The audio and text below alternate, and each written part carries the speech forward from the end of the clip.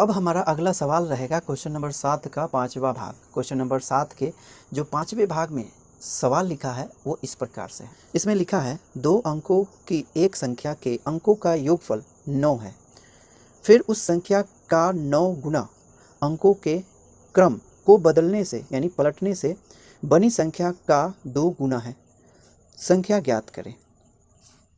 तो इस प्रश्न में भी 2 अंकों की संख्या के बारे में बात की जा रही है। पहले कथन में कहा जा रहा है कि अंकों का योगफल 9 है, फिर दूसरे कथन के द्वारा बताया जा रहा है कि उस संख्या का 9 गुना अंकों के स्थान यानी क्रम बदलने से प्राप्त संख्या का 2 गुना है, यानी उसके बराबर है, तो वह संख्या ज्ञात करें। तो यहाँ भी 2 अंकों की संख्या है, इसीलिए एक होगा इकाई का अंक और दूसरा होगा दहाई का अंक जो अज्ञात है, इसलिए हम कंसीडर करेंगे इकाई और दहाई का अंक और लिखेंगे इस प्रकार से, माना इकाई का अंक, इकाई का अंक मान लेंगे कितना, इकाई का अंक मैं y मानूंगा, है ना, और दहाई का अंक मैं x मानूंगा, और सॉरी दहाई है तो दहाई का अंक, दहाई का अंक कितना हो जाएगा, x हो जाएगा, ठीक ना। अब x की जगह y की जगह कुछ भी मान सकते हैं, a b c d t s z कुछ भी, ठीक। तो जब इकाई का अंक हो गया y और दहाई का अंक हो गया x, तो संख्या लिखेंगे, अतः इससे लिख लेते हैं, अतः संख्या हो जाएगी 10x और प्लस में y, ठीक। तो कथन को फॉलो करते हुए आगे बढ़ते हैं, लिखेंगे पहले प्रश्न से। तो प्रश्न का पहला कथन है कि अंकों का योगफल 9 है। अंकों का योगफल, अंक कितना है, एक है x और दूसरा है y, तो अंकों का योगफल निकालो कितना हो गया, x प्लस में y, और ये योगफल कितना के बराबर है, 9 के बराबर हो गया, ठीक। तो ये हो गया पहले कथन का एक्सप्रेशन, ठीक ना। तो ये हो गया पहला समीकरण। अब दूसरे कथन को फॉलो करेंगे। दूसरे कथन में कहा जा रहा है कि जो संख्या है उसका 9 गुना और अंकों के स्थान बदलने से प्राप्त संख्या का 2 गुना। तो अंकों का स्थान बदल रहा है ना, तो अब लिखेंगे अंकों का स्थान बदलने से प्राप्त संख्या, लिखेंगे अब अंकों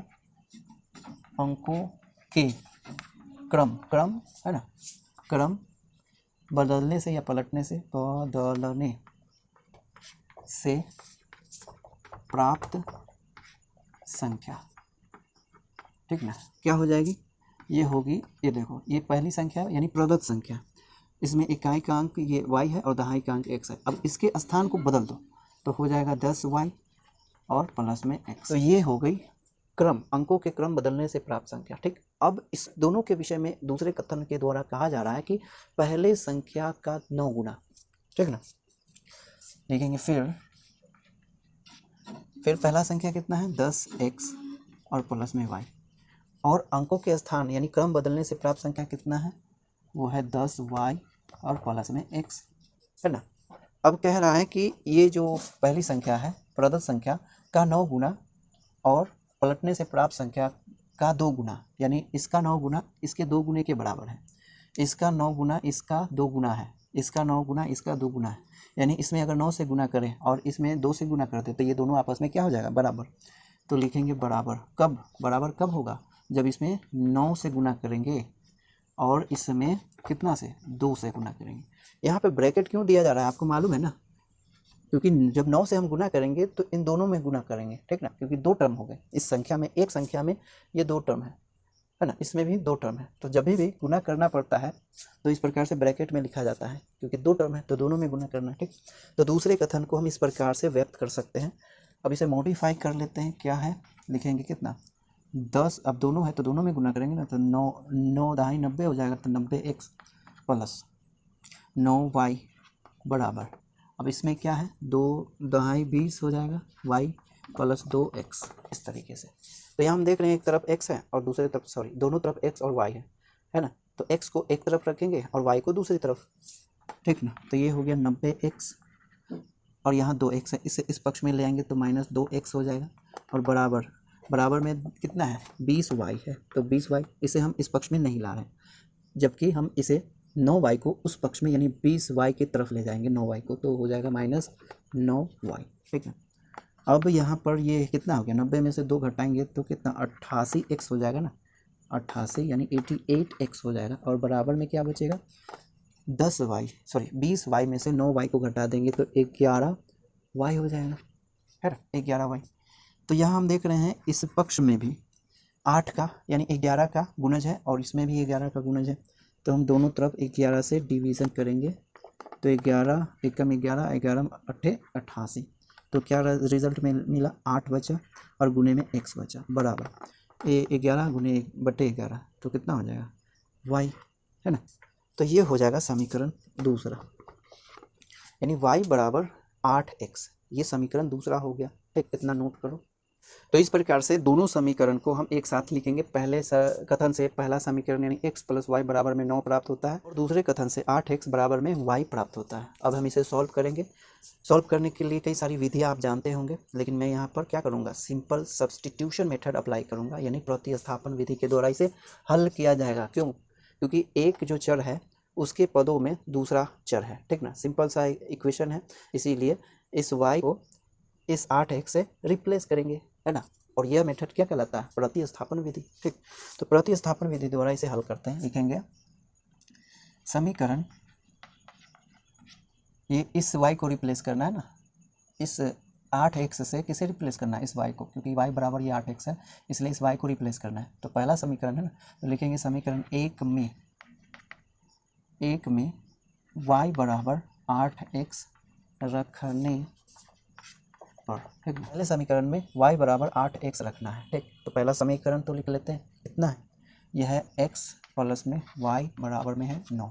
अब इस y को रिप्लेस करना है इस y के वैल्यू से यानी 8x से, तो लिखेंगे x को कुछ नहीं करना है ना, तो x को रहने दो, प्लस को भी कुछ नहीं करना है, प्लस को भी रहने दो, और इस y के जगह पे कितना रखना है, ये 8x, तो लिखेंगे 8x बराबर में कितना, 9। ठीक, तो ये जुड़ जाएगा तो हो जाएगा 9x बराबर में 9, तो 9 एकम 9, 9 एकम 9, ठीक ना। तो कितना बचा, यहाँ पे 1 बचा ना, तो x बराबर 1, तो ये हो गया x का वैल्यू कितना, x का वैल्यू हो गया 1। अब क्या करना है, y का वैल्यू फाइंड करना है। तो y बराबर में इतना है ना, तो अगर हम इस x को इस 1 से रिप्लेस करते हैं तो y का वैल्यू डायरेक्ट मिल जाएगा, और ये कौन से समीकरण में, दूसरे समीकरण में, है ना।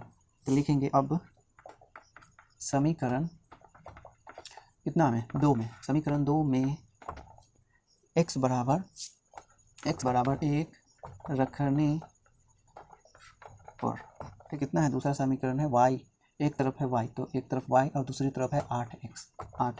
अब यहाँ पर दायां बायां से कंफ्यूज मत होना, क्योंकि मैं देख रहा हूँ कि एक तरफ y है और दूसरी तरफ 8x है, तो इस पक्ष में या उस पक्ष में, दोनों तो अपोजिट पक्ष में है ना, बस इतना ध्यान दो।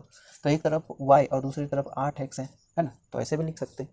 तो y को हम रिप्लेस करेंगे ना, सॉरी x को रिप्लेस करेंगे, तो 8 और इस x को रिप्लेस करना है कितना से, 1 से, तो 1 रख देंगे इसकी जगह पर, तो कितना हो जाएगा 8, इसीलिए y बराबर कितना हो गया, 8 हो गया। ठीक, तो ये हो गया y का वैल्यू, तो y का वैल्यू प्राप्त हो गया, x का वैल्यू प्राप्त हो गया। अब हमें क्या चाहिए, संख्या चाहिए। प्रदत्त संख्या कौन सी है, 10x प्लस y, तो लिखेंगे चूंकि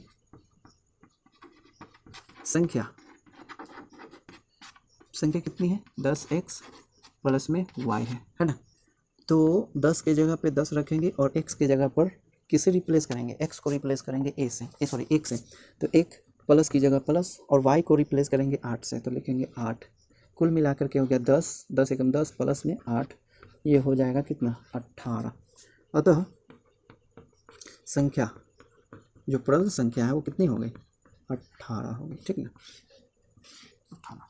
तो ये हो गया क्वेश्चन नंबर 7 के 5वें सवाल का हल। ठीक।